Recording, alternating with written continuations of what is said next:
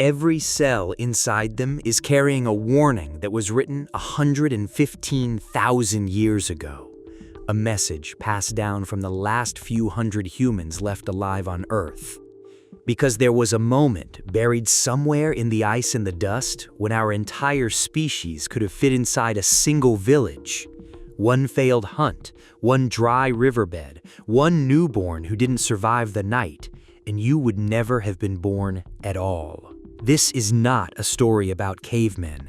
This is the story of how you almost never happened, and what our ancestors were forced to do to survive it will sit with you long after this video ends. So before you scroll away, give me the next few minutes. This is the most important survival story ever told, because it's yours. The planet had turned against us. As the great ice sheet swallowed the North, Africa, the cradle of everything we would become, did not freeze. It dried. Rivers that had flowed for 1,000 generations shrank into cracked veins of mud. Forests thinned into thorn scrub. The rain simply stopped coming, and it stayed gone for decades at a time. Water stopped being a resource. It became the only god worth praying to. In that scorched world moved a hunter we'll call Ravu. His lips were split from thirst.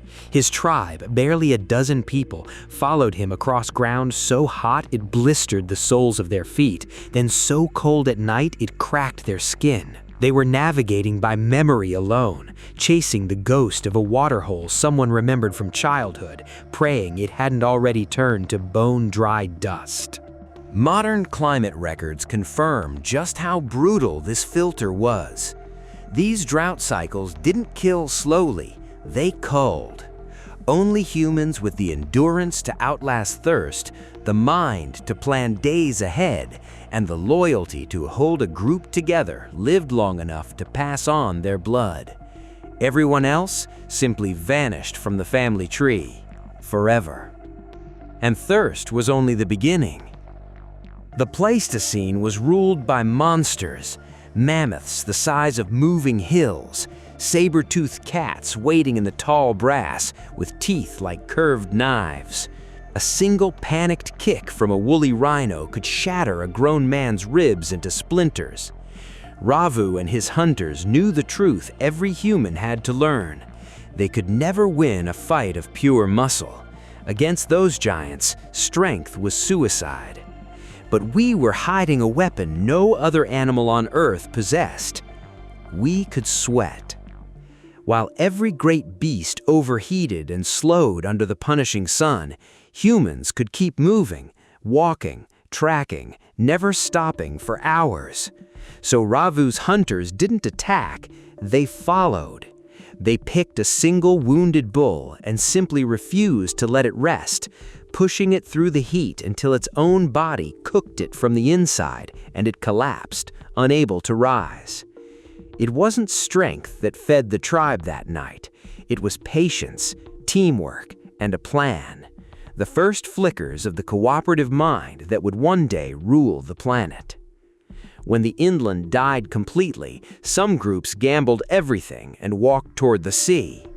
With so much water locked in ice, the ocean had pulled back, exposing miles of glistening tidal rock. And there, in the pools left behind by the tide, was a feast. Mussels, snails, crabs, there for the taking.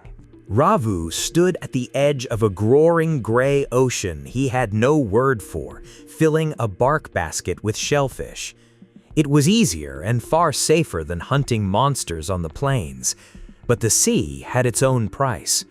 Ancient sharks, bigger and hungrier than anything alive today, cruised the shallows, and a single slip into the rising tide could turn a gatherer into a meal in seconds. Yet this new food changed us forever. The omega-3 fats packed into that seafood acted like fuel poured onto a fire, feeding the explosive growth of the human brain. On the shore of a nameless ocean, we were quietly becoming something the world had never seen. But our greatest invention was never a spear or a basket. It was fire. fire pushed back a darkness millions of years old. It turned a freezing, dripping cave into a home. As night fell, Ravu sat inside the stone walls with flames dancing across them, and for the first time, the laughter of hunting hyenas in the black outside no longer meant death. The fire held the line. And fire did something invisible too. Cooked food gave up its energy far easily, releasing a flood of calories that fed a bigger, hungrier, more powerful brain. Around that hearth, people began to share food and to share sounds, the first words, the first stories, the first myths whispered in the dark. Ravu pressed a piece of charcoal to the cave wall and drew a bull and a spear. Not decoration, but a message flung across time itself. We were here. We survived. Remember us. Now here is the part that should change how you see our ancestors completely. In a world supposedly ruled by survival of the fittest, you'd expect the weak to be abandoned. But deep in a cave, archaeologists found the skeleton of a man whose thigh bone had been shattered in a hunt. An injury like that meant he couldn't walk, couldn't hunt, couldn't feed himself. By the cold law of nature, he should have been left to die. He wasn't. The bone shows years of complete healing. For months, people who had almost nothing carried him. They shared their scarce water. They kept him warm and fed while he could give nothing back. That fractured, healed bone is arguably the first evidence of human medicine, and proof that compassion, not just cruelty, is written into our species. Picture it. A group with barely enough to survive themselves, choosing again and again to spend their strength on someone who might never walk again.